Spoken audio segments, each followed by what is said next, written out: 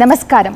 వ్యవసాయం at organic కార్యక్రమానికి స్వాగతం. ప్రస్తుతం మనం యాదాద్రి భువనగిరి జిల్లా మాదాపురం విలేజ్లో ఉన్న మామిడి తోటకు వచ్చేసాం. చూశారు కదా, ఆర్గానిక్ వేలో ఈ మామిడి తోటని సాగు చేస్తున్నారు.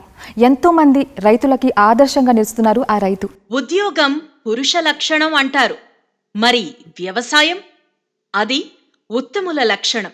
అందుకే ఉత్తమమైన వ్యవసాయం కోసం ఉద్యోగానికి వీడ్కోలు పలికారాయన. సూర్యకాంతిని చూడలేని ట్యూబ్లైట్ గదుల్ని వదిలి ఆరు బయటి ఆహ్లాదాన్ని అందిపుచ్చుకోవడానికి 4 గోడల ఉద్యోగ జీవితానికి 4 పదులు దాటకముందే బై చెప్పారు. 4 దిక్కులు నావే అనుకుని ప్రకృతి ఒడిలోకి అడుగుపెట్టారు. జనహితం కోసం న్యాచురల్ ఫార్మ్స్ స్థాపించి ప్రకృతి వ్యవసాయంతో చేయి కలిపి రైతుకు చేయూతనిస్తూ నలుగురిని అదే బాటలో నడిపించారు. వంటింటి పంటలన్నీ ముంగిట్లోనే సిద్ధమన్నారు. పండించిన వాటికి గిట్టుబాటు ధరలు సాధ్యం చేశారు. ఆయన ప్రకృతి వ్యవసాయ ప్రణాళిక వందల కుటుంబాలకి ఆహార భద్రత ఇచ్చింది. ఆయన జనహిత ఫార్మ్స్లోని వరి బియ్యం తిరుమల ఆలయంలో ప్రసాదంగా మారింది. ఆయన మరెవరో కాదు, సేవ్ ఆర్గనైజేషన్ సురేంద్రనాథ్ బెనర్జీ సహకారంతో పాలేకర్ ప్రకృతి వ్యవసాయ విధానంలో అటు వ్యవసాయాన్ని ఇటు ప్రకృతిని తన వంతుగా రక్షిస్తోన్న అపర్ణ చంద్రశేఖర్. వారి వ్యవసాయ విధానాన్ని ఇవాల్టి ఎపిసోడ్లో చూద్దాం. ముఖ్యంగా చంద్రశేఖర్ గారు జనహిత న్యాచురల్ ఫార్మ్స్ ఆర్గనైజేషన్ని స్థాపించారు. మరి దాన్ని వైవిధ్యంగా నిర్వహిస్తున్నారు. దానికి సంబంధించి ఎన్నో విషయాలు ఆయన మాటల్లో తెలుసుకుందాం. ఆయన ఇక్కడే ఎక్కడో పని చేస్తూనే ఉంటారు. సో ఆయన్ని మనం ఇప్పుడు కలవబోతున్నాం, రండి. నమస్తే చంద్రశేఖర్ గారు. నమస్కారం అండి. బాగున్నారా? బాగున్నానండి. ఎలా ఉన్నారు? బాగున్నామండి. ఇప్పుడు కూడా ఇక్కడ అంటే తోటలో ఉన్నారు, పని చేస్తూ, ఏదో ఒక పని చేస్తూ. చిన్నదే. సో అంటే ఎండాకాలం అసలు బయట ఉండలేము, తోటలో స్పెషల్లీ మనం ఉండలేము అనుకున్నాం, కానీ వచ్చిన తర్వాత చాలా చల్లగా ఉందండి. చల్లగా ప్రశాంతంగా ఉంది వాతావరణం. అసలు ఎన్ని ఎకరాలు ఇది? అండ్ ఆబ్వియస్లీ మీరు మంచి ఆర్గానిక్ మెథడ్స్ ఉపయోగించి మంచి ఆర్గానిక్ పంటలు చేస్తున్నారు. రైట్ నౌ మేమైతే ఇక్కడ ఉన్నాము, కానీ ఎన్ని రకాలు పంటలు ఉత్పత్తి చేస్తున్నారు మీరు? ఓకే అండి, ఇది జనహిత న్యాచురల్ ఫార్మ్స్ అనేది మనము 2015లో మనం ఎస్టాబ్లిష్ చేసాము. ఏదైనా సరే ఒక్క వస్తువును అని చెప్పేసి అంటే వినియోగించే వాళ్ళు రావడం కష్టం ఆ ఒక్క వస్తువును కొనుక్కోవడానికి. అందువల్ల ఏం చేసామని చెప్పేసి అంటే మనము ఒక్క వస్తువు ఉంటే రారు కాబట్టి, అంటే రారంటే ఇన్ ద సెన్స్ అట్లని కాదు, 10 మందిలో ఒకళ్ళే వస్తారు. అభిరుచి ఉన్నా సరే రావడానికి సమయం ఉండక రారు. అందువల్ల ఏంటని చెప్పేసి అంటే కిచెన్ కావాల్సిన, మన వంటింటికి కావాల్సిన వస్తువులన్నీ పండిస్తాము. దాదాపుగా 40-45 రకాల వస్తువులన్నీ పండిస్తాము. ఇది ఫ్రూట్స్కి సంబంధించింది. జనరల్గా ఏంటని చెప్పేసి అంటే ఇది మా సిస్టర్ వాళ్ళకి సంబంధించింది. సో ఇక్కడ ఏంటని చెప్పేసి అంటే దీని బాధ్యతలు మొత్తం నేనే చూసుకుంటాను. 8 ఎకర్స్ ఇక్కడ ఉన్నది. దీంట్లో ఏంటని చెప్పేసి అంటే సుభాష్ పాలేకర్ న్యాచురల్ ఫార్మింగ్ వ్యవసాయ పద్ధతిలో ఎటువంటి రసాయనాలు వాడకుండా కేవలము గో ఆధారిత వ్యవసాయాన్ని మనము చేస్తూ ఉంటాము. ఇక్కడ సుమారుగా ఇది 8 ఎకరాల ప్రదేశం ఏదైతే ఉన్నదో గత 2016-17 నుంచి ఎటువంటి రసాయనాలు కొట్టకుండా దీంట్లో ఒక 4-5 వెరైటీస్ ఉన్నాయి. గో ఆధారిత వ్యవసాయంతోనే ఇదంతా, అంటే మీరు రకరకాల అన్నారు కదా, ఇంకా కషాయాలు కూడా ఇస్తాం. సో డిఫరెంట్ మెథడ్స్ అయితే ఉన్నాయి మనకి ఇక్కడ. ఎందుకంటే మనం ఫెర్టిలైజర్ కావాలి, పెస్టిసైడ్ కావాలి. బయట నుంచి నేను పెస్టిసైడ్స్ కొనుక్కు రావాల్సిన అవసరం లేదు. స్వయంగా నేనే కషాయాలు తయారు చేసుకుంటున్నాను. బయట నుంచి ఎటువంటి ఫెర్టిలైజర్ అవసరం లేదు, నేనే ఫెర్టిలైజర్ తయారు చేసుకుంటున్నాను. కేవలం మాత్రం లేబర్ ఖర్చు మాత్రం ఉంటుంది ఖచ్చితంగా. సో ఇది ఎటువంటి కెమికల్ తో ఉపయోగించని ఫామ్ నుండి వచ్చిన మ్యాంగోస్ అయితే ఏదని చెప్పేసి అంటే ఈవెన్ మేమేదని చెప్పేసి అంటే రైపనింగ్ కూడా ఏందని చెప్పేసి అంటే న్యాచురల్ రైపనింగ్ అయిన తర్వాతనే అమ్ముతాం. జనరల్గా ఏందని చెప్పేసి అంటే మిగతా వాళ్ళందరూ కూడా ఏప్రిల్ ఈ మాసంలో ఏం చేస్తారంటే కాయలు కోసేసేసి దాన్ని మనము కార్బైడ్ కానీ లేదని చెప్పేసి అంటే దానికి బయట నుంచి రసాయనాలు అందించేసేసి మళ్ళీ పండించి అమ్ముతారు. కానీ మేము మాత్రం ఆ విధంగా కాకుండా కేవలము పక్వానికి వచ్చిన తర్వాత, అంటే మే నెలలో పక్వానికి వచ్చిన తర్వాత మాత్రమే అందిస్తాం. ఇక్కడ హోల్ ఉంటే కనుక స్వీట్నర్ అనమాట. ఇక్కడ పైకి ఇట్లా ఉంటే కనుక, అంటే ఇక్కడ ఈ ప్రదేశంలో ఈ తొడిమ దగ్గర కనుక మనకి ఇట్లా ఉంటే కనుక అది వచ్చేసేమో పులుపుకు సంబంధించింది. అంటే మనకు అది రసము లేదని చెప్పేసి అంటే పచ్చడికాయ అట్లా మనం ఐడెంటిఫై చేసుకోవాలి. అది కొంచెం బండ గుర్తు. తర్వాత ఏంటని చెప్పేసి అంటే ఎంత తీపిగా ఉంది కాయ అని చెప్పేసి అని ఎంత సొట్టబడితే అంత తీపుగా ఉంటుంది. ఇట్లా ఈ బుగ్గలు అంటాం వీటిని. ఈ బుగ్గలు వచ్చేసి చెబ్బికి కావాలి. తర్వాత ఇక్కడ వచ్చేసేమో ఈ మధ్యలో ఈ యొక్క కాండం ఏదైతే ఉంది ఇప్పుడు కొంచెం పక్వానికి రాలే కదా, పక్వానికి వచ్చిన తర్వాత హోల్ పడుతుంది. ఇప్పుడు ఇప్పటికే కొంచెం చిన్నగా ఉంది చూడండి, ఇక్కడ దీనికి గమనించారు ఇట్లా, ఇది ఇంకా లోపలికి వెళ్తుంది అనమాట. అప్పుడు మనకేందని చెప్పేసి అంటే అది తీపికాయ కొంచెం తీపి అవుతుంది అని చెప్పేసి లెక్క. సో మామిడికాయల్లో మనం ఎక్కువ వెరైటీస్ చూస్తూ ఉంటాం కదా, మరి అలా ఇక్కడ వెరైటీస్ ఉన్నాయంటారా మనకు? ఇది వచ్చేసేమో బంగినపల్లి. బంగినపల్లి అయితే ఇప్పుడు ఈ యొక్క రో ఎక్కడ పూత రాలేదు చూడండి, ఈ రో ఎక్కడ పూత రాలేదు. ఇది వచ్చేసి పునాసకాయ అంటారు. పునాసకాయ అని చెప్పేసి అంటే మామిడి సీజన్ అయిపోయిన తర్వాత వచ్చే కాయ. మామిడి సీజన్ అయిపోయిన తర్వాత వస్తుందా? అంటే మనకి జూలై ఆగస్టులో వస్తుంది, దీన్ని పునాసకాయ అంటారు. ఇప్పుడు మనకి ఇది అవపడుతుంది ఏదైతే ఉన్నదో మనకి ఇది దసేరి. ఎక్కడండి? ఇది దసేరి. ఇది ఈ దసేరి ఏదైతే ఉన్నదో రసం, మనకి చిన్న రసాలు పెద్ద రసాలు అట్లాంటివి ఏమంటారో, ఈ దసేరి అనేది ఒక రకం. ఇప్పుడు మీరు చూడండి ఇక్కడ సంథింగ్ ఇక్కడ చూస్తే కనుక ఇది ఒక మొత్తం గుళ్ళ బారిపోయి ఉంటుంది. ఇట్లా చూసారా, ఇక్కడ హోల్ జరిగింది. అవును, ఇట్లా మనకి ఏంటని చెప్పేసి అంటే పురుగులు ఏవైతే ఉన్నాయో ఇక్కడ వెళ్ళి వచ్చి తింటాయి అన్నమాట చక్కగా. అంటే వాటికి ఏంటని చెప్పేసి అంటే ఈ పేడంటే ఇష్టము, గోవుల యొక్క పేడంటే ఇష్టము. ఆ తర్వాత కనుక ఇది కనుక మనకి వర్షంలో వచ్చినప్పుడు ఏమవుతుందని చెప్పేసి అంటే ఇంకా మాన్యూర్గా మారుతుంది, ఇంకా మంచి మాన్యూర్గా మారుతుంది. ఆ విధంగా ఏం చెప్పేసి అంటే గోవుల్ని మనం ఈ క్షేత్రంలో వదిలేసినప్పుడు ఏం జరుగుతుంది అని చెప్పేసి అంటే చాలా అద్భుతాలు జరుగుతాయి. మనకేంటంటే మనం పెస్టిసైడ్ బయటికి పోవాల్సిన అవసరం లేదు, ఫెర్టిలైజర్ బయటికి పోవాల్సిన అవసరం లేదు. మనం ఘనజీవామృతము, ద్రవజీవామృతము, ఆ తర్వాత పుల్లటి మజ్జిగ పిచికారీ చేయటము, అవన్నిటి ద్వారా మనం చక్కగా చేసుకోవచ్చు. ఇప్పుడైతే చెట్లన్నీ కూడా చూడడానికి బాగున్నాయండి, ఎటువంటి పురుగు కూడా ఏం ఎందుకని చెప్పేసి అంటే దాని అంతటా అది రోగనిరోధక శక్తిని పెంచుకోవాలి. మనిషి కనుక సెలైన్ ఎనాలు ఇస్తాం మనం, అదేందని చెప్పేసి ఆ విధంగానే మనం ఏందని చెప్పేసి అంటే ప్రకృతి వ్యవసాయ పద్ధతిలో ఏదైతే ఉన్నదో దానంతటా అది నిలదొక్కుని దానికి కావాల్సినటువంటి శక్తిని పుంజుకొని ఏదైనా రోగం వచ్చినా సరే తట్టుకునే శక్తి ఆ చెట్టుకు రావాలి. మరి అసలు అది ఫారెస్ట్ లో జరిగే మెథడ్ అదే. ఫారెస్ట్ లో ఎవరు మందు కొట్టలేదు కదా, కాకపోతే ఏంటని చెప్పేసి అంటే మనం ఇక్కడ పక్కన వేరే విధానాలన్నీ అవలంబిస్తున్నాం కాబట్టి, కాకపోతే ఫారెస్ట్ లో జరిగే ప్రక్రియ ఏదైతే ఉన్నదో అది మన సేంద్రియ కర్బనం అంటాం దీన్ని. ఆ సేంద్రియ కర్బన విధానాన్ని ఇక్కడ పెంచి మనం తోటని నిర్వహణ చేస్తున్నాం.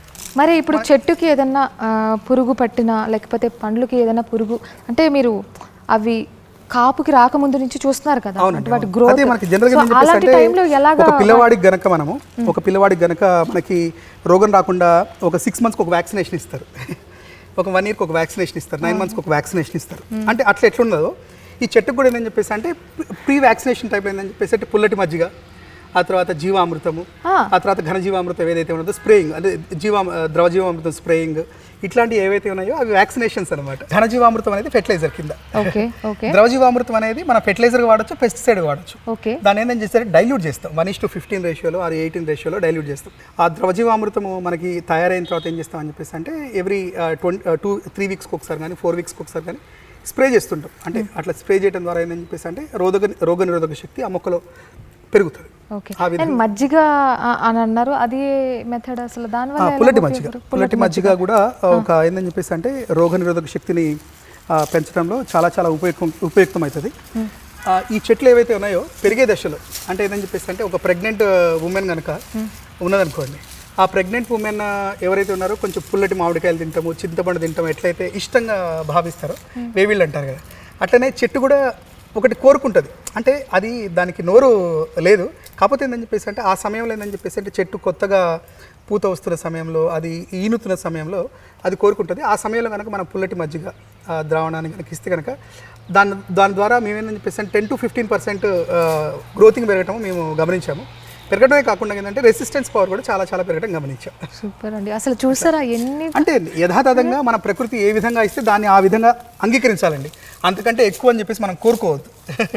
అదే మన ప్రకృతి వ్యవసాయం. ఇప్పుడు మీరు చెప్పిన మెథడ్స్ అన్ని కూడా అసలు ఎలా మీరు కనిపెట్టారండి, ఎలా మీరు కనుగొన్నారు? శ్రీ సుభాష్ పాలేకర్ గారు వారు ఏదని చెప్పేసి అంటే మనకి వ్యవసాయ విధానాలు ఏ విధంగా చేయాలని చెప్పేసి వాళ్ళు బాల్యం నుంచే మొత్తం వారు అగ్రికల్చర్ సైంటిస్ట్ శ్రీ సుభాష్ పాలేకర్ గారు, వాళ్ళు ఆయన విధానాన్ని రూపొందించినందుకు గాను ఆయన పద్మశ్రీ అవార్డు కూడా వచ్చింది వారికి.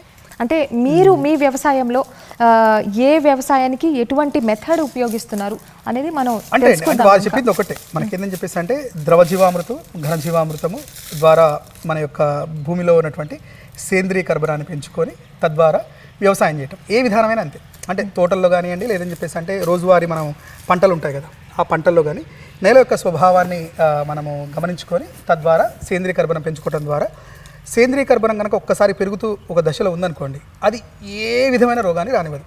అడవిలో ఏ విధంగా మనం వ్యవసాయం చేస్తాం, ఎవరైనా అక్కడికి పోతారా, పెస్టిసైడ్స్ వేస్తారా, ఫెర్టిలైజర్ వేస్తారా, ఇవన్నీ గమనించారు వారు.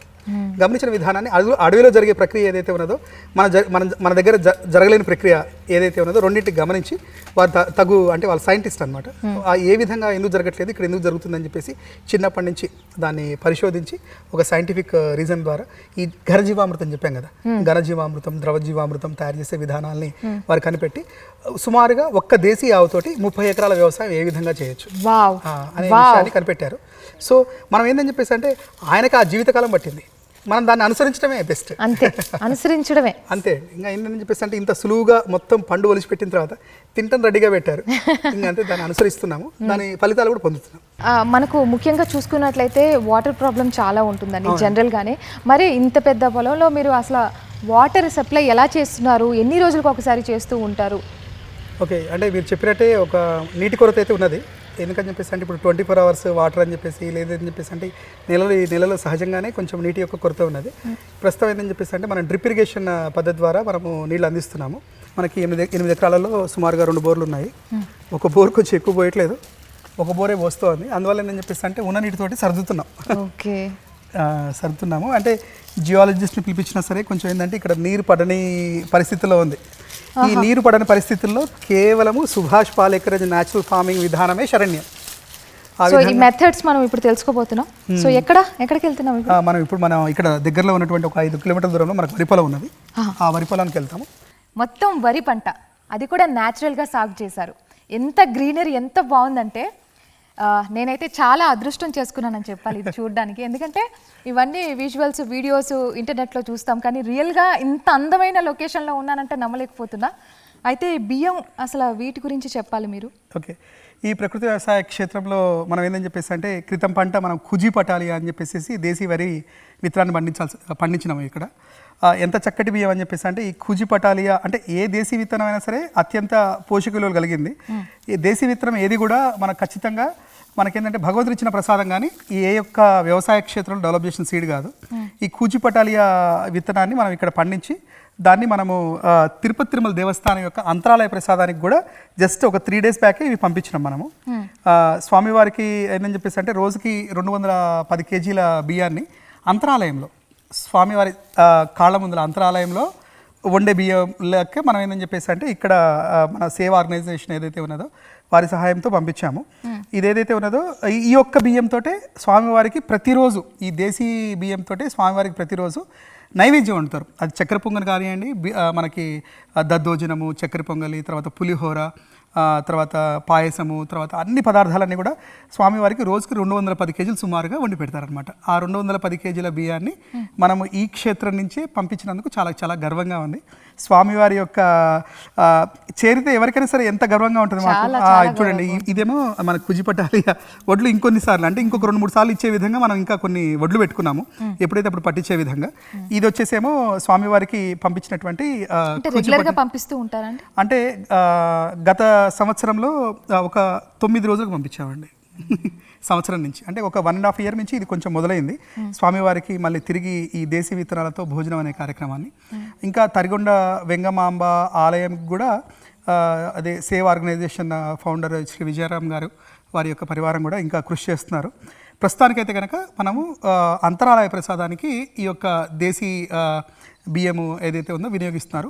స్వామివారి దిట్టం అంటారు.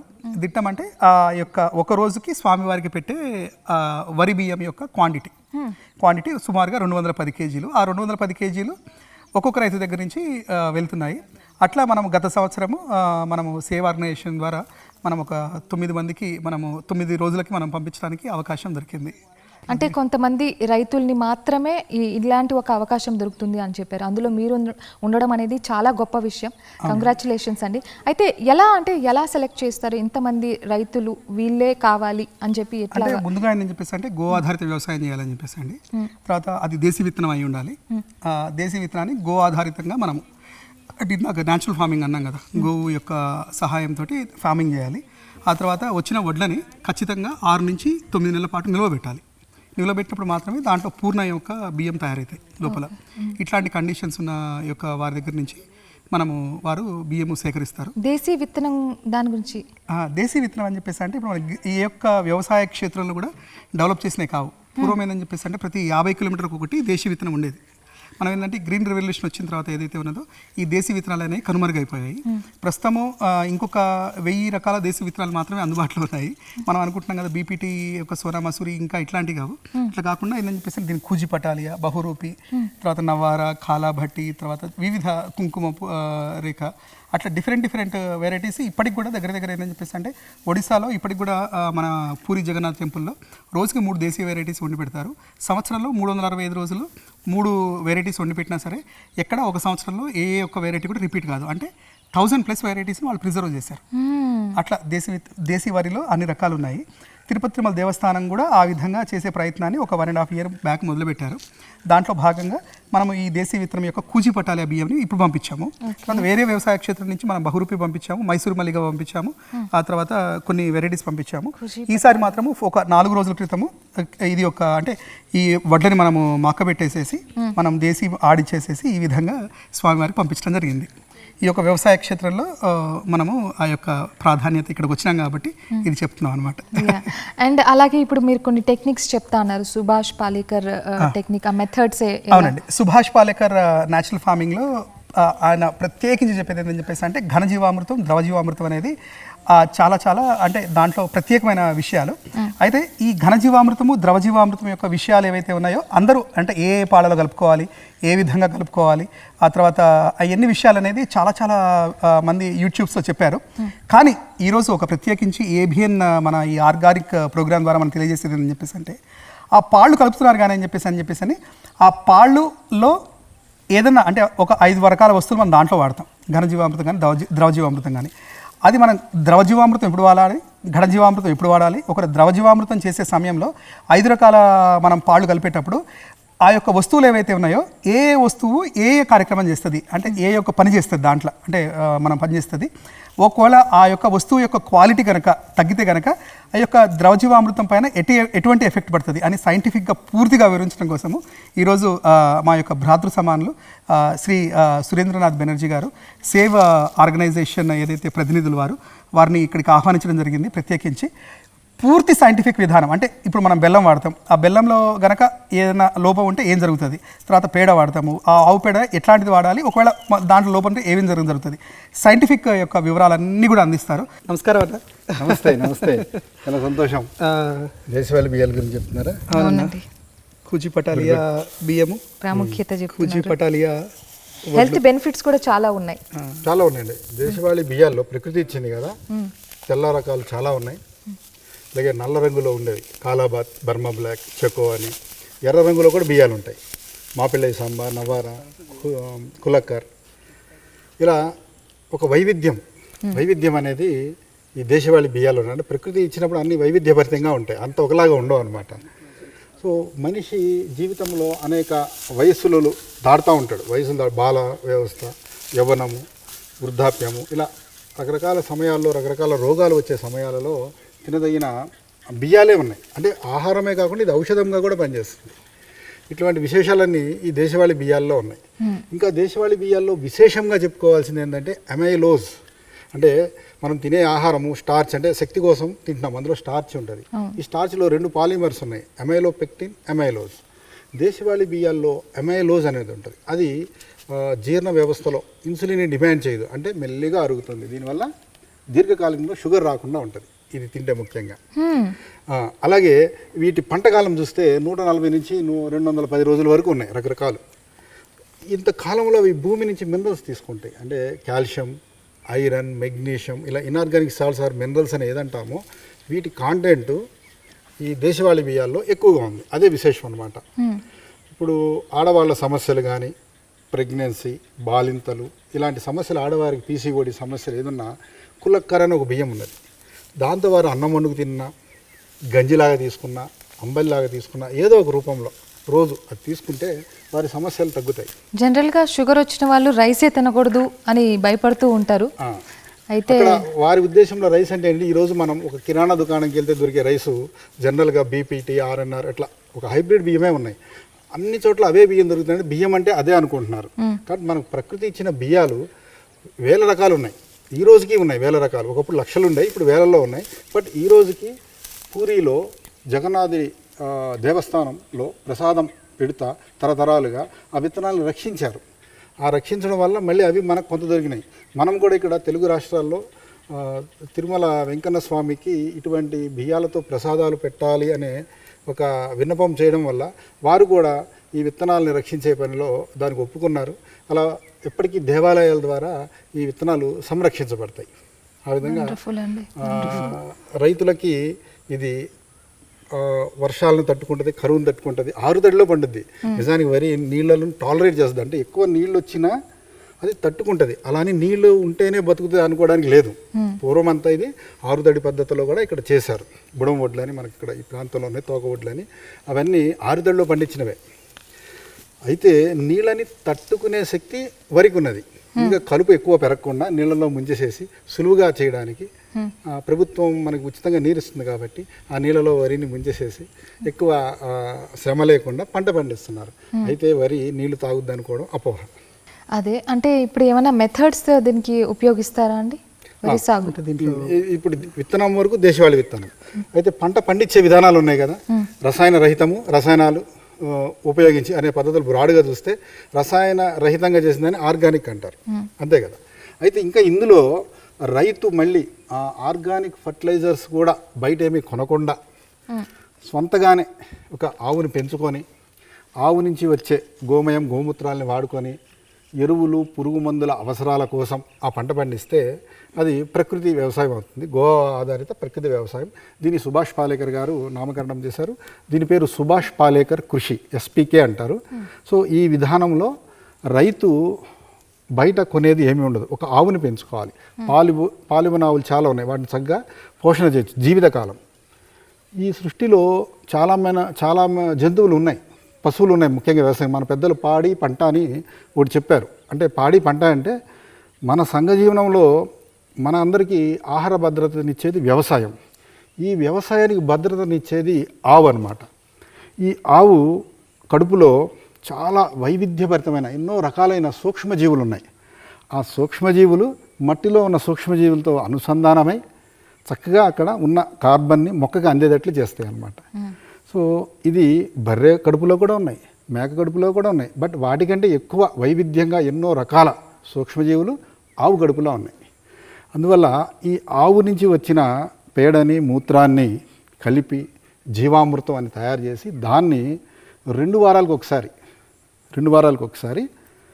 పంట మీద చల్లుతారు, ఆకుల మీద చల్లుతారు, మట్టిలో నీళ్ళ ద్వారా కూడా ఇస్తారు. 1:10 డైల్యూషన్స్లో మట్టిలో ఇస్తారు, 1:15 డైల్యూషన్లో ఆకు మీద స్ప్రే చేస్తారు.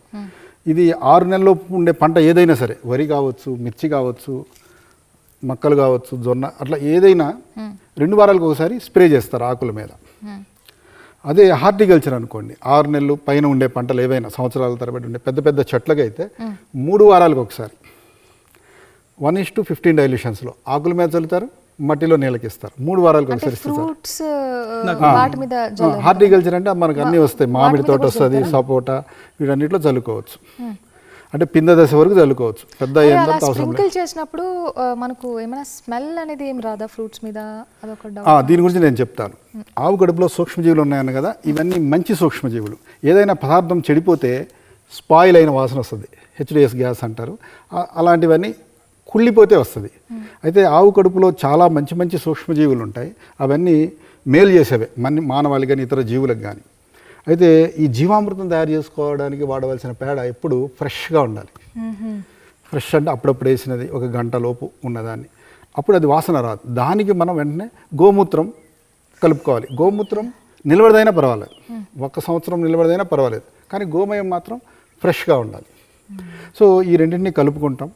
దానికి శనగపిండి 2 కిలోలు, బెల్లం 2 కిలోలు, గోమయం 10 కిలోలు, గోమూత్రం 10 లీటర్లు, పొలంలో చెట్టు కింద ఉండే మట్టి దోసెడు, ఇవి 5 ఇందులో ఉంటాయి. ఇవన్నీ కలిపి చేయడం వల్ల ఇది ప్రాపర్గా ఫెర్మెంటేషన్ అవుతుంది. ఫెర్మెంటేషన్ అంటాం. ఎన్ని రోజులు? అట్లా 2 రోజులు. సో ఇందులో కుళ్ళేదేముండదు. ఆవు కడుపులో ఏవైతే సూక్ష్మజీవులు ఉన్నాయో 1 గ్రాములోనే కోటాను కోట్లు ఉంటాయి, 1 గ్రాము పేడలోనే. వాటిని మళ్ళీ మనం ఈ డ్రమ్ములో, ఇది ఒక ప్రపంచాన్ని తయారు చేస్తున్నాం మనం. ఒక కొత్త ప్రపంచాన్ని. అందులో ఇప్పుడు పాలలో పెరుగు వేస్తే మళ్ళీ అది ఒక పెరుగు తయారవుతుంది పాలంతా, అదొక ప్రపంచం అనమాట, సూక్ష్మజీవుల ప్రపంచం అది. అట్లా ఈ డ్రమ్ములో ఒక ప్రపంచాన్ని తయారు చేస్తున్నాం. అది ఏదంటే ఆవు గడుపులో ఉన్న కొద్దిమాటి సూక్ష్మజీవుల్ని ఇంకా పెద్ద సంఖ్యలో తయారు చేస్తున్నాం. ఇవన్నీ మొక్కలకి మేలు చేసే సూక్ష్మజీవులు. సో వాటికి ఆహారం కావాలి కదా, అవి తినడానికి ఆహారము బెల్లం వేస్తాం. అంటే కార్బన్ సోర్స్ అంటారు ఫెర్మెంటేషన్ పరిభాషలో. అంటే మనం ఎలా అయితే కార్బోహైడ్రేట్స్ అన్నము ఎలా తింటాం, వాటికి తొందరగా ఎనర్జీ అందడానికి బెల్లం వేస్తున్నాం. అయితే ఈ బెల్లం ఒకవేళ దొరకలేదనుకోండి, మన దగ్గర ఏమైనా ఫ్రూట్స్ ఉంటాయి, పండిన మామిడి తోట, రైతులు జామ తోట, బొప్పాయి తోట, ఇట్లాంటివి వాటిలో అటు పండ్లు ఉంటాయి కదండి, ఆ పండిన ఫ్రూట్ యొక్క పల్పు కూడా వేయచ్చు. 1 కిలో బెల్లం బదులు 3 కిలోల పల్పు వేసుకోవచ్చు. అంటే బయట ఏది కొనకుండా ఉండడానికి ఇది ఒక పద్ధతి. చెరుకు రసం పోసుకోవచ్చు 1 కిలో బెల్లం బదులు 4 లీటర్ల చెరుకు రసం. అయితే తక్కువ మొత్తంలో అయితే, పెద్ద మొత్తం అనేది కష్టం, బట్ ఇదంతా చేసుకోవచ్చు. అలాగే ఇందులో శనగ పిండి కలుపుతాం, అది కూడా ప్రోటీన్స్ అంటే ఆ జీవుల సంఖ్య పెరగడానికి, బయోమాస్ అంటే దాని సంఖ్యలో పెరగడానికి ప్రోటీన్ సోర్స్ కావాలి, దాని బదులు శనగపిండి కలుపుతున్నారు. ఈ ప్రొసీజర్ని మనం ఒకసారి తయారు చేస్తే చెప్తే ఇంకా బాగా అర్థం అవుతుంది. చూద్దాం. సో ఇప్పుడు జీవామృతం, ద్రవామృతం అండ్ అలాగే ద్రవజీవామృతము, ఘనజీవామృతము. ఈ ద్రవజీవామృతము, ఘనజీవామృతము ఏ విధంగా తయారు చేయాలి, దాంట్లో ఉన్నటువంటి ఒక్కొక్క పదార్థాలు ఉన్నటువంటి సైంటిఫిక్ ఫ్యాక్ట్స్ ఏదైతే ఉన్నాయో అవి ఇప్పుడు మనం లైవ్లో తెలుసుకుందాము, తయారు చేద్దాం. ఈ డ్రమ్ చూసారంటే ఇది సుమారుగా 200 లీటర్లు అండి, ఒక ఎకరానికి 200 లీటర్లు అనమాట. అంటే మళ్ళీ 1 లీటర్కి 10 లీటర్ల నీళ్లు కలిపి దాన్ని మట్టికి ఇవ్వాలి. అంటే అది 2 వారాలకు ఒకసారి. అంటే ఇప్పుడు మనకి ఇక్కడ 2000 లీటర్లు మనకు కనుక మనము తయారు చేస్తే, అంటే 200 లీటర్స్ తయారు చేస్తే 2000 లీటర్స్ని మనము డైల్యూట్ చేస్తాం, 1:10లో డైల్యూట్ చేస్తాము. జీవామృతం తయారు చేసే ప్రాసెస్లో ప్రతి ఒక్కటి కూడా క్యాల్కులేషన్, ఒక 200 లీటర్ల డ్రమ్ముకి క్యాల్కులేషన్ ఉంటుంది. ఈ 200 లీటర్ల డ్రమ్ముకు గాను 10 కేజీల దేశీ ఆవు పేడ ఫ్రెష్ది, తర్వాత 10 లీటర్ల గోమూత్రం, దేశీ గోమూత్రం, ఆ తర్వాత 2 కేజీల పప్పుల పిండి, ఏదైనా పప్పుల పిండి, ఏదైనా శనగపప్పు కావచ్చు, ఏదైనా సరే ద్విదళం, ఒక పప్పుల పిండి.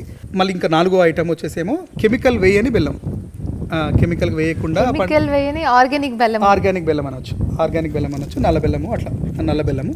తర్వాత 5వ వచ్చేసేమో దీంట్లో ఇంగ్రీడియంట్ మనకి ఒక పిరికెడు మంచి మన్ను. మనకేందని చెప్పేసి అంటే ఎటువంటి కెమికల్స్ మనము వాడనటువంటి ప్రదేశంలో నుంచి ఒక దోసెడు మన్ను. ఇది 10 కిలోల గోమయం అనమాట, ఫ్రెష్గా కలెక్ట్ చేసింది. ఇది చూడండి, అంటే తాజాగా ఉంది చూడండి, చాలా తాజాగా ఉంది, తెలుస్తుందండి. ఇట్లా ఫ్రెష్గా ఉంది చూడండి. ఇట్లా ఉన్నప్పుడు చెడు వాసన ఏం రాదు, మనకి రావట్లేదు. యాక్చువల్లీ వాసన వస్తుందని అడిగాను, బట్ నాకు వాసన అయితే ఏం రావట్లేదు, ఫ్రెష్గా ఉన్నది ఏం రాదు. ఇది కుప్పలుగా వేస్తే కుళ్ళిపోతుంది, అప్పుడు వాసన వస్తుంది. ఆవు ఇచ్చే గోమయ వసతి లక్ష్మి అని మన పెద్దలు చెప్పారు. అంటే ఆవు పేడలో లక్ష్మి ఉంది, అది ఎలా ఉంది, ఎలా వాడాలి, ఎలా వెలికి తీయాలనేది మనిషి యొక్క విచక్షణ. ఈ పేడని పిడకలన్నా కొట్టాలి, ధూప్ స్టిక్స్ అన్నా చేయాలి, సాన్పన్నా కొట్టాలి, కలాపిగా కొట్టాలి, లేదా ఎరువుగా తయారు చేసుకోవాలి. ఇలా చేయడం వల్ల సంపద వస్తుంది. ఒకవేళ అంటే ఇప్పుడు మనం సందేహము నేనే అడుగుతున్నాను, అంటే ప్రేక్షకుల తరఫు నుంచి అదేదని చెప్పేసి అంటే ఒకవేళ తాజా పేడ కనుక వాడకపోతే, తాజాగా వాడలేని పరిస్థితి ఉంటే, లేదా సమయానికి దొరకకపోతే అట్లీస్ట్ దాన్ని ఏం చేయాలంటే గోమూత్రం కలుపుకొని ఒక లిక్విఫై చేసేసి పెట్టుకోవాలి. అలా లేదు కుళ్ళిపోయింది వేసామనుకోండి, ఫెర్మెంటేషన్ సరిగ్గా జరుగుతుంది. అంటే అందులో ఉన్న సూక్ష్మజీవులు ఉన్నాయి, దాన్ని ఇంకా సంఖ్యలో ఇంకా కోటాను కోట్లు తయారు చేయాలి. దానికోసమని ఫెర్మెంటేషన్ చేస్తున్నాం, అంటే 2 రోజులు పులియ పెడుతున్నాం. అయితే సమయానికి ఎప్పుడైనా దొరకకపోతే, కొంచెమే దొరికితే దాన్ని నీళ్ళల్లో కలిపి పెట్టుకోవాలి కుళ్ళిపోకుండా. ఈ తయారీ విధానంలో నేను కూడా ఇలా పార్టిసిపేట్ చేస్తానని అనుకోలేదు. ఇంకా ఓకే, అది అదృష్టం అమ్మ, చాలా చాలా. సుభాష్ పాలేకర్ కృషిలో ఏంటంటే రైతు స్వయంగా తన ఎరువుని పెస్టిసైడ్ని తయారు చేసుకుంటారు, అందువల్ల కొనేది ఉండదు. రైతు శ్రమ, ప్రకృతి వనరులు అంటే ఎండ, గాలి, నీరు ఇవన్నీ తోడై రైతు శ్రమకి పంటలు వస్తాయి.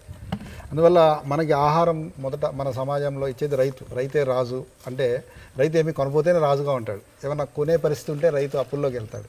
అందుకే ఆ పరిస్థితి రాకుండా సుభాష్ పాలేకర్ గారు ఈ విధానాన్ని తీసుకొచ్చారు. ఇది గోమూత్రము, 10 లీటర్ల గోమూత్రం వేయాలి. ఇది 10 లీటర్ల గోమూత్రం వేస్తున్నాం మనము. ఈ 10 లీటర్ల గోమూత్రం ఏదైతే ఉందో, ఇందాక చెప్పినటువంటి పేడనేం తాజాగా ఉండాలి. ఈ గోమూత్రం ఒక్కసారి వాసన చూడండి. వాసన ఇప్పుడు నేను తలనొప్పి వస్తే ఈ యొక్క వాసన చూస్తా, తలనొప్పి తగ్గుతుంది నాకు. అటువంటి అనుభవం ఉందన్న ఎక్కడన్నా ఎవరికైనా? ఎప్పుడైనా ఎండాకాలంలో మనం గాల్పులు వస్తాయి కదా, గోమయ ఫ్రెష్గా వచ్చిన గోమయాన్ని రసం తీసుకొని ఒక బట్టలు వేసి నొక్కి రసం వస్తుంది, దాన్ని ఇలా అనుకుని వాసన చూస్తే గాల్పు దెబ్బ పోతుంది. ఎండాకాలంలో. చూడండి చాలా ఇది ఏదైతే ఉన్నదో ఇది కొంచెం నిల్వ ఉన్నదనమాట.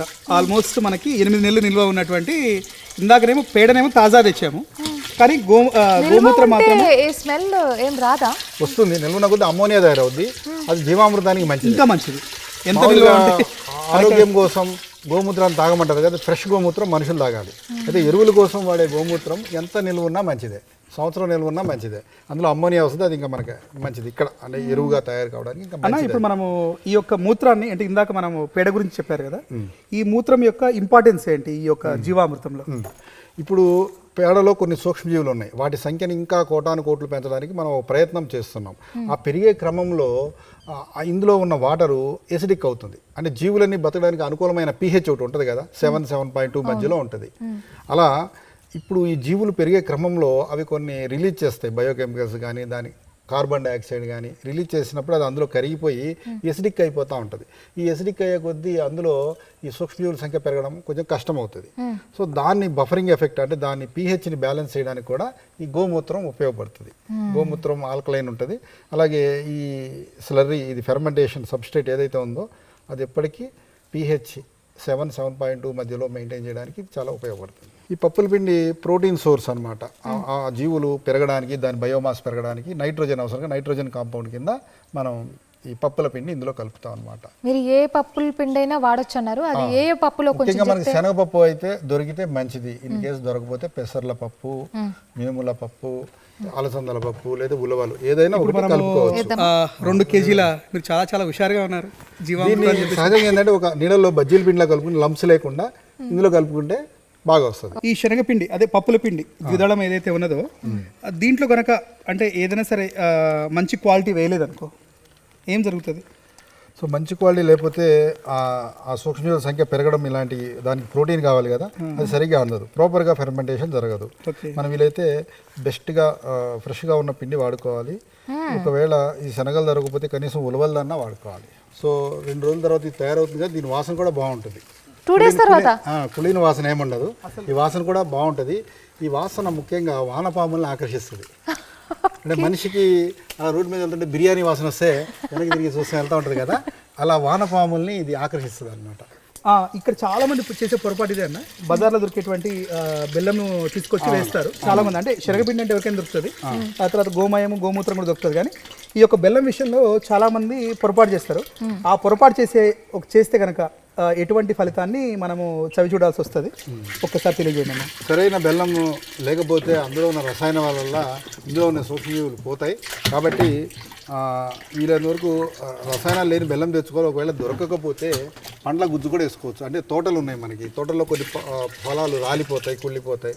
సో రాలిపోయిన పళ్ళని మనం గుజ్జుగా చేసి కూడా 1 కిలో బెల్లం బదులు 3 కిలోల గుజ్జుని కలుపుకోవచ్చు. ఇప్పుడు మట్టి అని చెప్పారు కదా, అంటే నార్మల్గా పైన ఉన్న మట్టి తీసుకుంటే అయిపోతుందా లేదా లోపల మట్టి? ఏదైనా ప్రకృతి వ్యవసాయం చేసే రైతు పొలంలో మట్టి తీసుకోవచ్చు, లేదంటే పుట్టమన్ను అంటాం కదా, అంటే చెట్ల కింద పెద్ద వైల్డ్గా ఉన్న ట్రీస్ కింద ఉన్న మట్టి తీసుకుంటే అది మంచిది అనమాట. అలాంటి మట్టిలో కొన్ని సూక్ష్మజీవులు ఉంటాయి. ఆవు గడుపులో ఉన్న సూక్ష్మజీవులు ఆవు పేడలో ఉన్నాయి. ఈ సూక్ష్మజీవులను ఆ సూక్ష్మజీవుల్ని కలిసి 2 రోజులు పెరగనిస్తాం ఇందులో. అవన్నీ ఒక సింబయోటిక్ సిస్టమ్, సహచర్య వ్యవస్థని ఏర్పాటు చేసుకుంటాయి. ఇవన్నీ కలిసి భూమిలో ఉన్న ఒక దోసెడు సరిపోతుంది. ఒక దోసెడు చాలా. ఇది ఎందుకు వేస్తాం మనం? మట్టిలో కూడా సూక్ష్మజీవులు ఉన్నాయి. మట్టిలో సూక్ష్మజీవులకి ఆవు పేడలో ఉన్న సూక్ష్మజీవులకి ఒక సంబంధాన్ని ఏర్పరుస్తున్నాం ఇందులో 2 రోజుల పాటు. అవి మళ్ళీ మట్టిలోకే వెళ్ళి అవి అక్కడ అనుకూల వాతావరణంలో మొక్కకు కావాల్సిన అనుకూల వాతావరణం తయారు చేసేసి మొక్క బాగా పెరగడానికి దోహదం చేస్తాయి. ముఖ్యంగా సేంద్రియ కర్బనం, ఆర్గానిక్ మ్యాటర్ ఏదైతే ఉందో అది తొందరగా మొక్కకి అందేటట్టుగా ఈ సూక్ష్మజీవులు పనిచేస్తాయి అన్నమాట. 2 రోజుల పాటు దీన్ని మనం ఒక బట్ట కప్పి ఉంచాలి చెట్టు కింద. ఈ చెట్టు కింద పెడితే చెట్టు నీడ ఉంటుంది కదా, ఎక్కువ వేడి లేకుండా చెట్టు కింద పెట్టుకోవాలి. దీని మీద ఒక వస్త్రం కప్పి ఉంచాలి.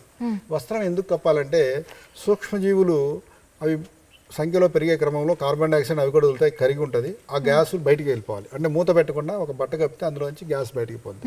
అలాగే బయట నుంచి ఈగలు కానీ దోమలు కానీ అలాంటివి రాకుండా కూడా దాన్ని కాపాడడానికి పైన ఒక వస్త్రం వేస్తాం. అలాగే అధిక వేడి ఉన్నా కూడా అది దీని మీద పడకుండా వస్త్రం కూడా కాపాడుతుంది. అలా అని తక్కువ టెంపరేచర్ ఉండదు, ఎక్కువ ఎండ ఉండదు, మధ్యస్థంగా 30-35 డిగ్రీలు మెయింటైన్ అవ్వడం కోసం ఈ ఏర్పాట్లు చేసుకోవాలి. పొద్దున సాయంత్రం దీన్ని కలియ తిప్పాలి. కలప్ దీన్ని నిండా నీళ్లు పోసేసి కలియ తిప్పాలి. కేవలం కర్ర అంటే ఇనుప వస్తువు వాడకూడదు. ఇనుప వస్తువు వాడకుండా కేవలం కర్ర ద్వారా సవ్య దిశలో క్లాక్ వైజ్ అంటాం కదా, క్లాక్ వైజ్ సవ్య సవ్య దిశలో నెమ్మదిగా తిప్పాలి. ఎందుకన్నా నెమ్మదిగా తిప్పాలి? అన్న టర్బులెన్స్ అనేది వస్తుంది మనం తిప్పుతున్నప్పుడు. వాటిలో ఉన్న దానికి ఏదైతే కార్బన్ డైఆక్సైడ్ ఉందో అది బయటికి వెళ్ళిపోవడం కోసం మనం తిప్పుతున్నాము. అలాగే న్యూట్రిషన్ అంతా ప్రాపర్గా హోమోజినియస్ మాస్ అంటాం కదా, అంతా మిక్స్ అయ్యి న్యూట్రిషన్ అన్నిటికీ అందేటట్టు ఆ పర్పస్ కోసమే తిప్పుతున్నాం. అలానే ఎక్కువ స్పీడ్గా తిప్పేసేసి వాటికి డిస్టర్బ్ చేయకుండా స్లోగా. అంటే లోపల ఉన్న మైక్రోబ్స్ ఏవైతే ఉన్నాయో చాలా సున్నితంగా ఉంటాయి. ఆ సున్నితత్వాన్ని ఇంత అంటే మనం కనుక గుండ్రంగా తిరిగితే మన కళ్ళెట తిరుగుతాయి, అటు తిరుగుతాయనే అలానే లేదు, మనం మిక్సింగ్ కోసం చేస్తున్నాం. బట్ అది ఒక ప్రపంచం. మన భూమి మీద ఎంతమంది జీవజాతులు ఎలా ఉన్నాయి, ఈ డ్రమ్లో ఒక ప్రపంచం తయారు చేస్తాం. అవును నిజంగానే. ఈ ప్రపంచంలో ఉన్న బతికిన జీవుల్ని మన పొలంలో తీసుకెళ్ళి తయారు చేసినప్పుడు తెలుస్తుంది దీని ప్రాముఖ్యత ఏంటని, దగ్గరుండి తయారు చేసినప్పుడు తెలుస్తుంది దాని వాల్యూ ఏంటని. ఇప్పుడు దీన్ని వేస్ట్ చేయకూడదు, జాగ్రత్తగా ఉపయోగించాలనే ఫీలింగ్. ఈ ప్రకృతి వ్యవసాయంలో పెస్ట్ ఎలా కంట్రోల్ అవుతుందంటే చాలా విశేషంగా ఉంటుంది. ఇందులో సూక్ష్మజీవులు ఉన్నాయి కదండి, ఇవి మనం మట్టిలో స్ప్రే చేసినప్పుడు ఆ మట్టిలో వానపావును ఆకర్షిస్తుంది, అవి ఎరువుని తీసుకొస్తాయి. అలాగే 2 వారాలకు ఒకసారి ఆకుల మీద స్ప్రే చేస్తాం. ఇందులో ఉన్న సూక్ష్మజీవులే మొత్తం ఆకుల మీద ఇంకా స్ప్రెడ్ అవుతూ ఉంటాయి. కొత్తగా సూక్ష్మజీవులు రోగకారకం కలిగించి అక్కడికి వచ్చినా వీటి గుంపులో ఆ 1-2 బతకలేవు. ఆ విధంగా పెస్ట్ మేనేజ్మెంట్ అంటే మైక్రోబియల్ డిసీజ్ రాకుండా ఆపుతుంది. మొక్కకి మేలు చేసే పురుగులు కొన్ని ఉంటాయి, కీటకాలు. కొన్ని మిత్ర కీటకాలు అంటాం, శత్రు కీటకాలు అంటాం. అంటే మొక్కకు హాని చేసే శత్రువు అంటాం మొక్క కోసం. మొక్కకు మేలు చేసే కీటకాలు ఉంటాయి, అవి వచ్చి చిన్న చిన్న పురుగుల్ని తినేస్తాయి, గుడ్లని. అవి మేలు చేసే అంటాం. ఇప్పుడు ఈ ఫెర్మెంటేషన్ వాసన ఆ మిత్ర పురుగులను ఆకర్షిస్తుంది, ఆ వాసన. అప్పుడు ఆ పురుగులు ఆ కీటకాలు వచ్చేసేసి ఆ చిన్న గుడ్లు చిన్న పురుగులు అవి తినేస్తాయి. అంటే ప్రకృతి సహజంగానే మనం పెస్టిసైడ్ అంటే చంపేస్తాం, ఇందులో చంపదు. ఒక జీవి వచ్చి ఇంకో జీవిని తింటది, అంతే. దాన్ని ఫెసిలిటేట్ చేస్తున్నాము. అయితే మనకి సృష్టిలో ప్రకృతిలో కీటకాలన్నీ చెడ్డవి కాదు, మన పంటకి నష్టం కలిగిస్తున్నాయి, అంతే కదా. ఆ కలిగించే కూడా 1-2 ఉంటాయి, 98% మంచివి కూడా ఉంటాయి. ఇప్పుడు పెస్టిసైడ్ ఏదైనా రసాయనం కొడితే అన్నీ చనిపోతాయి, మంచి చేసే కూడా చనిపోతాయి. ఇలా జీవామృతం చల్లడం వల్ల అసలు కీటకాలన్నీ ఏవి ఎంత ఉండాలో అన్నీ ఉంటాయి. అంటే మనం ఇప్పుడు జీవామృతం చల్లిన పొలంలోకి వెళ్ళి చూస్తే సాలెపురుగు ఉంటుంది, మేలు చేసే కీటకాలు అన్నీ ఉంటాయి. దానికి కావాల్సిన మైక్రోబ్స్ సూక్ష్మజీవులు అన్నీ తగిన రీతిలో అన్నీ సక్రమంగా ఉంటాయి. ఆ విధంగా మొక్క సహజంగా ప్రకృతిలో బతుకుతుంది అనమాట. అంటే అడవిలో చెట్లు ఎప్పుడు పచ్చగా ఎలా ఉంటాయో ఇటువంటి జీవామృతం వేసిన పొలంలో కూడా ఎప్పుడు పచ్చగా ఉంటాయి. వండర్ఫుల్, అసలు ఇంత డీప్ మీనింగ్ ఉంది. అందుకనే జీవ అమృతం, జీవించడానికి కావాల్సినటువంటి అమృతమైనటువంటి పదార్థం కాబట్టి ఇది జీవామృతం అని చెప్పేసి అంటారు. అటువంటి మొక్కలకైనా సరే ఆ విధంగా మొక్కల నుంచి ఆహారం అందించే మనుషులకి, అంటే ఆహారం తినే మనుషులకి ఇది నిజంగా జీవామృతం. ఇప్పుడు ఇది ఎలా వాడుకోవాలో చెప్తాను. 2 వారాలకు ఒకసారి ఇది 200 లీటర్లు కదా, 200 లీటర్లని 1:10 డైల్యూషన్ చేయాలి. 2 లీటర్లు ఇది పోసి 18 లీటర్లు నీళ్ళు పోస్తే 1:10 డైల్యూషన్ అయిందన్నమాట. దాన్ని మనం ఆకుల మీద స్ప్రే చేయడానికి వాడుకోవాలి. అలాగే నీళ్లు పెడతాం పొలాలకి, నీళ్లు పెట్టేది ఉన్న డ్రిప్ ఉన్న దీన్ని ఏం చేయాలంటే ఒక బట్టన్ తీసుకుని 8 సార్లు మడత పెట్టాలి, అంటే 8 ఫోల్డ్ చేసి దాంట్లో వడగట్టాలి. వడగట్టేసేసి ఆ క్లియర్గా ఉన్న దాన్ని ఏదైతే మనకి డ్రిప్ ద్వారా వెళ్ళే వాటర్ ఉందో ఆ ట్యాంక్ అందులో కలపాలి. ఇది సర్క్యులేట్ అయిపోతుంది. సో డ్రిప్ ఉంటే వెళ్ళేవాలి, లేదా ఇరిగేషన్ ఇస్తుంటే ఇరిగేషన్ దాంట్లో కలపాలి. ఈ ప్రపంచంలో ఎన్ని రకాల మేలు చేసే సూక్ష్మజీవులు ఉన్నాయి, అన్ని జీవామృతం అంటే ఆవు గడుపులో ఉన్నాయి, దాని నుంచి ఇందులోకి వచ్చినాయి. దీనికి మళ్ళీ బయట నుంచి వచ్చిన లిక్విడ్స్ అంటే బయో లిక్విడ్స్ కానీ బయో ఫర్టిలైజర్స్ ఇలా కొన్ని రకాలు ఉంటాయి, అవి ఏమి కలపాల్సిన అవసరం లేదు. ఇలా వేస్తేనే బాగా పనిచేస్తుంది. దీనికోసం ఎక్కడికి వెళ్ళక్కలేదు, ఒక ఆవుని పెంచుకుంటే చాలు. ఇలా ఒక ఆవుని పెంచుకుంటే ఇలాంటి జీవామృతాలు తయారు చేసుకొని 30 ఎకరాల వరకు ఏమి కొనకుండా సాగు చేయవచ్చు. ఇది నిరూపితమైంది సుభాష్ పాలేకర్ గారి చేత. సో ద్రవ జీవామృతం అయితే నేను కూడా దగ్గరుండి తయారు చేశాను, చాలా మంచి ఎక్స్పీరియన్స్. మరి ఘన జీవామృతం తయారీ ఎలా ఉంటుంది, అసలు అది ఏ పంటకి మనం స్ప్రే చేయాలంటారు ముఖ్యంగా, ఇవన్నీ తెలుసుకుందాం ఇప్పుడు. అయితే ఘన జీవామృతం మనము పంట కాలానికి, అంటే 6 నెలల్లో పంట అయితే పంట కాలానికి ఒక్కసారి వేస్తే సరిపోతుంది. అదే హార్టికల్చర్ అంటే పండ్ల తోటలు, చెట్లు పెద్ద పెద్దవి ఉంటాయి కదా, వాటికైతే 3-4 నెలలకు ఒకసారి చొప్పున వేస్తూ ఉండాలి. వరి పంట పొలాలకైతే ఘన జీవామృతాన్ని పంట కాలంలో కలిగి దున్నడానికి ఆ సమయంలో కలిగి దున్నే సమయంలో అది కూడా కలిపేసి ఎకరానికి 200 కిలోలు ఆవు పేడ కలిపి కలిగి దున్నుతాం. సో ఇక్కడ కూడా మనం ఫ్రెష్ ఆవు పేడ ఫ్రెష్ ఆవు పేడ తీసుకోవాలి. అయితే ఘనజీవామృతం విషయంలో ఏంటంటే ఇప్పుడు మెత్తగా ఉంది కదా, నిన్నటిది ఈ రోజుది కూడా తీసుకోవచ్చు. కొంచెం ఏం చేయాలంటే కుప్పగా పోయకుండా దీన్ని పలచగా చేసి ఎండబెట్టుకోవాలి. కొంత డ్రైది కొంత ఫ్రెష్ది కలిపితే ఉండ బాగా వస్తుంది. ఇప్పుడు ఇది మెత్తగా ఉంది, సో అది కొంత డ్రై అయ్యిద్ది కొంచెం పలచగా పరిస్తే పొలంలో. అది ఇది సగం సగం కలుపుకుంటే ఇది ఉండ బాగా వస్తుంది, ఎక్కువ లిక్విడ్ లేకుండా. వర్షాకాలం తప్పితే మిగతా వర్షాకాలం 4 నెలలు తప్పితే మిగతా 8 నెలలు చేసుకోవచ్చు మనం. వర్షాకాలం ఎండబెడతాం సమస్య. పెద్ద పెద్ద రైతులు సో అంటే ఎండబెట్టాలి మనం చేసి. ఇది ఎండిపోవాలి, ఇది ఎండిపోవాలి. ఇది ఏంటంటే బఫర్ వానపాములకి ఫుడ్ అనమాట. ఇది వానపాము ఆ జీవామృతం లిక్విడ్ చల్లుతాం కదా దీని మీద, ఇది తినడానికి వస్తుంది. దాని వాసన చూస్తుంది, ఆ వాసన లాగుతుంది, వచ్చి దీన్ని తింటుంది. అంటే సృష్టిలో ఏదంటే ఒక జీవి వ్యర్థాన్ని ఇంకో జీవి తింటుంది అనమాట. ఆ తిని దాన్ని భూమిలో కరిగేటట్టు చేస్తుంది. ఘనజీవామృతం 1 ఎకరానికి 200 కిలోల వరకు చేసుకోవాలి. 200 కిలోల ఆవు పేడ ఒకటే రోజు దొరకపోయినా 2-3 రోజుల క్రితం పలసగా ఒక లేయర్ లాగా వేసుకుని ఎండబెట్టుకొని కొంచెం తడి పొడి ఉన్న పేడ, ఈ రోజు దొరికిన పేడ అన్నీ కలుపుకోవచ్చు. దానికి 1 కిలో బెల్లము, 1 లీటర్ సుమారుగా లడ్డు చూడటానికి తడి కావాలి కదా, ఆ తడి మాత్రం తగిలేటట్టు గోమూత్రం అనమాట. 1 లీటర్ గోమూత్రం, 1 కిలో శనగపిండి పెద్దగా పర్చేస్ చేసి దాని మీద చల్లుకోవచ్చు. అయితే అవగాహన కోసం చిన్నగా చేసి చూపిస్తున్నాం. అంటే డిఫరెన్స్ ఏముంది ఫస్ట్ మెథడ్కి ఈ మెథడ్కి? అందులోనేమో లిక్విడ్ లాగా చేస్తున్నాం కదా, ఇది ఓన్లీ ఫర్టిలైజర్ సేమ్ మెథడ్. అయితే ఇప్పుడు మొదటిసారి చేసిన ద్రవ జీవామృతం ఏదైతే ఉన్నదో దాని యొక్క లైఫ్ స్పాన్ అంటారు, షెల్ఫ్ లైఫ్ అంటాం కదా, అది వారం నుంచి 10 రోజులే. ఇది వచ్చేసి 6 నెలలు. కొంచెం శనగపిండి వేస్తున్నాను. చెట్లకి పెట్టిన తర్వాత వాటర్ స్ప్రే చేయాలా? తడి మీద ఇవ్వాలి. అంటే మొన్న నీళ్ళు ఇచ్చామనుకోండి, ఆ తడి మీదే ఇది స్ప్రే చేయాలి. అదే ఆవు పేడ అయిపోయింది, తర్వాత శనగపిండి అయిపోయింది, తర్వాత దీంట్లో మనం బెల్లం వేసి బెల్లం ఉంది కదా, బెల్లం పొడి కూడా కొంచెం గోమూత్రంలో కలపాలి. ఇది గోమూత్రము. ఓకే. పేడలో ఉన్న తడిని బట్టి ఆ గోమూత్రాన్ని కలుపుకోవాలి, మధ్య మధ్యలో చల్లుకుంటా ఉంటాం ఉండ చూడటానికి. అయితే ఈ ఘనజీవామృతం ఎండబెడితే 1 రోజు లేదా 2 రోజులు ఎండిపోవాలి. 3-4 రోజుల వరకు ఎండిపోతే అందులోంచి పురుగులు వస్తాయి, అంటే అది కుళ్ళిపోయినట్టు అనమాట. ఎండ తరగాలి. ఇలా ముఖ్యంగా వర్షాకాలంలో జరుగుతుంది. వర్షాకాలంలో ఎండలేక ఇది కుళ్ళిపోతూ ఉంటుంది. ఆ వర్షాకాలం 4 నెలలు తప్ప మిగతా 8 నెలలు దీన్ని తయారు చేసుకోవాలి. ఇప్పుడు రైతన్నలకి వ్యవసాయ పనులు అయిపోతాయి. ఈ 2 నెలలు అంటే ఏప్రిల్ మే నెల ప్రతిరోజు ఇది చేసుకుని ఎండబెట్టుకుని ఎండ కూడా బాగుంటుంది, త్వరగా ఎండిపోయి సంవత్సరానికి సరిపడా స్టాక్ పెట్టుకోవచ్చు. ఈ టైంలో చేసుకోవాలి వ్యవసాయం.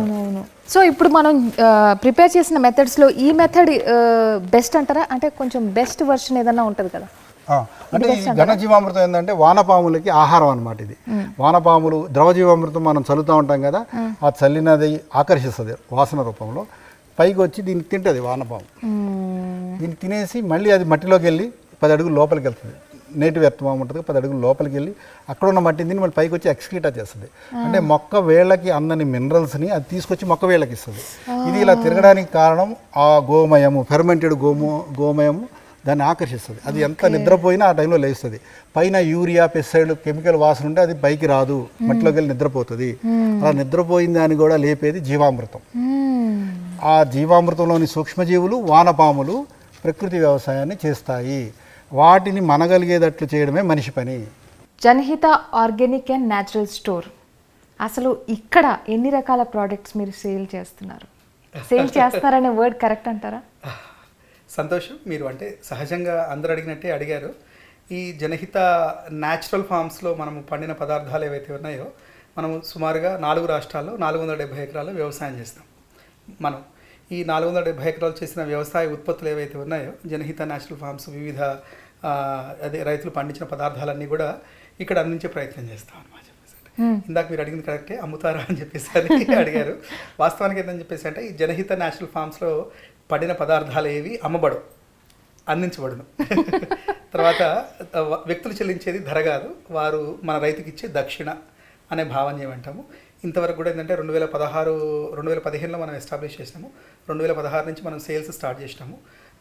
ఏదైతే ఉన్నదో ఈ రోజు వరకు 2016 నుంచి కూడా ఈ రోజు వరకు కూడా హోమ్ డెలివరీ ఇవ్వలేదు. ఆన్లైన్లో మనకి అవైలబిలిటీ ఉండవు. అంటే తినే ఆహారం పైన శ్రద్ధ ఉండి అది నా యొక్క శరీరం యొక్క బాగుకి, తద్వారా నా కుటుంబం యొక్క యోగక్షేమానికి ఉపయోగపడుతుంది అని భావన చేసి దాన్ని వెతుక్కుంటూ వచ్చిన వాళ్ళకి మాత్రమే మనం ఆహారాన్ని అందిస్తాం. ఆ విధంగా ఏర్పాటు చేసుకున్నటువంటి ఈ యొక్క జనహిత న్యాచురల్ ఫార్మ్స్ మాతృదేవోభవ, పితృదేవోభవ, ఆచార్య దేవోభవ, చివరికి అతిదేవోభవ అని చెప్పేసి అన్నోళ్ళు కూడా మనకు రైతు దేవోభవ ఎందుకు లేదని చెప్పేసి ఒక మీటింగ్లో నన్ను క్వశ్చన్ వేసినారు. ఎందుకని చెప్పేసి అంటే రైతు దేవో భవ అంటే ప్రతి ఒక్కళ్ళు డిఫాల్ట్ మన రైతులమే. అందువల్ల ఏంటని చెప్పేసి అంటే రైతు దేవో భవ అని చెప్పేసి అనాల్సిన అవసరం లేదు. చాలా ప్రోడక్ట్స్ ఉన్నాయని చెప్పారు కదా, అవునండి. సో ఒకసారి చూద్దాం మనం. ఓ మై గాడ్, ఇక్కడ చాలా ప్రోడక్ట్స్ ఉన్నాయండి. అంటే తినుబండారు నుండి ప్రతి ఒక్కటి కవర్ చేశారు మీరు, అవునండి. Kitchen items. అవునండి. సో అసలు దేని గురించి మాట్లాడాలి మనం? మనం ఎప్పుడు కూడా అందరితో చెప్తూ ఉంటాము, అంటే అన్ని వస్తువులు ఆర్గానిక్ సంబంధించినవి, తర్వాత శుద్ధమైన తీసుకోవాల్సిన అవసరం లేదు. వారి వారి యొక్క కుటుంబం యొక్క ఆర్థిక స్థితిగతులు బట్టి తీసుకోవచ్చు. మనం ఎన్జిఓ కాబట్టి ఈ మాట చెప్తున్నాము. జనరల్గా ఏంటని చెప్పేసి అంటే షాప్ వాళ్ళైతే ఈ మాట చెప్పరు. ఆ 3 వస్తువులు ఏంటని చెప్పేసి అంటే పసుపు, కారము, నూనె. ఈ 3 వస్తువులు కనుక మనము ఆర్గానిక్ వస్తువులు కనుక తీసుకోగలిగితే కనుక ప్రతి కుటుంబం కూడా 70 నుంచి 80% వరకు సుమారుగా వాళ్ళ యొక్క అనారోగ్య బాధల నుంచి బయటపడటానికి అవకాశం ఉంది. ఈ యొక్క 3 వస్తువులు మంచి వస్తువులు, అంటే పసుపు, కారము, నూనె, ఈ 3 వస్తువులు కొన్నా సరే వాళ్ళ యొక్క కుటుంబం యొక్క అంటే నెలవారీ బడ్జెట్ ఏదైతే ఉన్నదో సుమారుగా 400 రూపాయల నుంచి 500 రూపాయలు మించదు. అంటే 400 రూపాయల నుంచి 500 రూపాయలు అదనంగా ఖర్చు చేయలేని వాళ్ళు ఎవరు ఉండరు. కాబట్టి ఖచ్చితంగా మేము సజెషన్ చేసిందని చెప్పేసి అంటే ప్రకృతి వ్యవసాయాలను పండించిన కారము, ప్రకృతి వ్యవసాయాలను పండించినటువంటి పసుపు, తర్వాత గానుగు పట్టిన నూనెల్ని తినమని చెప్తూ ఉంటాము. అయితే ఇక్కడ మనకి పల్లి నూనె, కుసుమ నూనె, నువ్వుల నూనె, నువ్వు పప్పు నూనె, తర్వాత కొబ్బరి నూనె, ఆ తర్వాత ఆముదము, ఆవ నూనె, ఇట్లా సుమారుగా ఒక 8 రకాల నూనెలు మనం అందిస్తాం ఇక్కడ.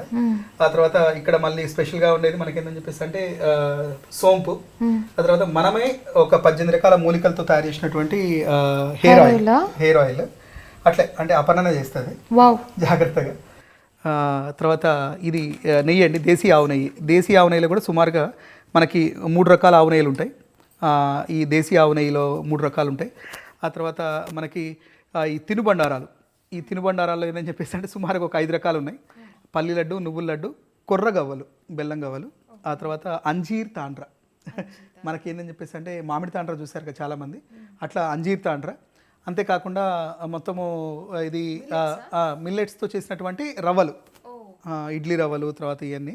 ఇది చూడండి, చాలామంది పటిక బెల్లము అంటారు కదా, పటిక బెల్లం, రియల్ పటిక బెల్లం ఇట్లా ఫేడెడ్ కలర్లో ఉంటుంది, వైట్ కలర్ ఉండదు, ఇట్లా ఫేడెడ్ కలర్లో ఉంటుంది. అట్లా ప్రతి ఒక్కటి కూడా ఏంటంటే మనకు దగ్గర ఒరిజినల్ ఐటమ్స్ ఉంటాయి. ఇది మనకి సుమారుగా ఒక 6 రకాల తినుబండారాలు. తర్వాత బెల్లంలో కూడా మనకు 2-3 రకాలు ఉంటాయి. తర్వాత ఇక్కడ స్పెషల్ ఐటమ్ ఇంకోటి మీకు చూపించాలి అని చెప్పేసి అంటే turmeric based floor cleaner. Turmeric based floor cleaner ఇది, అంటే నిజమైనటువంటి ఆయుర్వేదికి సంబంధించిన ఫ్లోర్ క్లీనర్ ఇది. ఆ తర్వాత ఖాదర్వలి గారు చెప్పినటువంటి 5 రకాల మిల్లెట్స్, ఇది మొత్తం ఇవన్నీ. ఆ తర్వాత ఇక్కడ ఏంటని చెప్పేసి అంటే మిల్లెట్స్తో చేసినటువంటి ఈ యొక్క వెర్మిసెల్లి, పాస్తా, అంతేకాకుండా నూడిల్స్, పండగ. ఆ తర్వాత ఇది ఖండ చక్కెర అంటారు దీన్ని. ఖండ చక్కెర అని చెప్పేసి అంటే ఆల్మోస్ట్ దేశీ ఖండ్ అంటారు. ఇది ట్రెడిషనల్గా కొన్ని వేల సంవత్సరాల నుంచి చేసేటువంటి చక్కెర. ఇది ప్రాముఖ్యత ఏందని చెప్పేసి అంటే మనకు ఏందని చెప్పేసి అంటే పాలల్లో బెల్లం వేయొద్దు, పాలల్లో కేవలం ఖండ చక్కెర మాత్రమే వేయాలి. అందువల్ల పాలలో తీపి పాలకి బెల్లంకి విరుద్ధాహారము, అట్లా వేయకూడదు. కాబట్టి మనం ఖండ చక్కెర మాత్రమే వేయాలి పాలల్లో. అంటే ఇప్పుడు ఇది అట్లాంటివి ఉన్న వాళ్ళకి, డయాబెటీస్ ఉన్న వాళ్ళకి ఏంటని చెప్పేసి అంటే తెల్ల చక్కెర కంటే ఇది కొంచెం చాలా నయం. ఈ షాంపూస్ అన్నీ కూడా హ్యాండ్మేడ్ షాంపూస్. సోప్స్ కూడా ఆల్మోస్ట్ షాంపూస్లో ఒక 4 రకాలు ఉంటాయి మనకి. తర్వాత ఇది బ్యాంబూ బ్రషెస్. నోట్లో మనము పొద్దున్న లేవగానే ప్లాస్టిక్ టూత్ బ్రషే పెట్టుకోవాలి. అట్లా కాకుండా బ్యాంబూతో చేసినటువంటి బ్రషెస్తో చేసినటువంటి బ్రష్.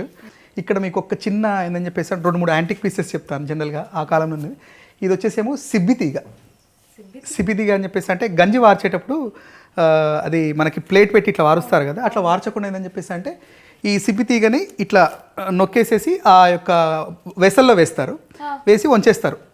వంచేసేసిన తర్వాత మళ్ళీ దాన్ని ఇట్లా బయటికి లాగేస్తారు అనమాట. పెద్దవాళ్ళకి చూస్తే కనుక అర్థమవుతుంది అది.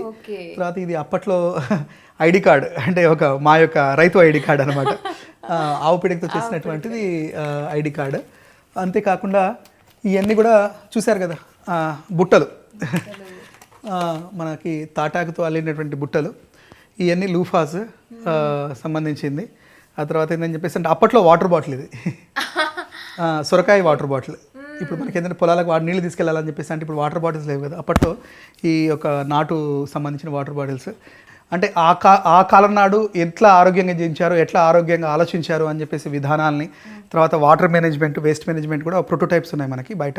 ఈ విధంగా జనహిత న్యాచురల్ ఫార్మ్స్ని మనము ముందుకు తీసుకెళ్తూ అటు రైతులకి, ఇటు వినియోగించే వినియోగదారులకి అనుసంధానకర్తగా ఒక బ్రిడ్జ్ లెక్క ఉన్నాం అనమాట. మా బాధ్యత ఫౌండేషన్ NGO ద్వారా ఈ యొక్క ప్రయత్నాన్ని మొదలుపెట్టాం 2015-16 నుంచి. ఇంకా నిరంతరాయంగా జరుగుతూనే ఉంది ఆ ప్రక్రియ. థ్యాంక్ యూ సో మచ్ అండి, చాలా విషయాలు తెలియజేశారు మాకు.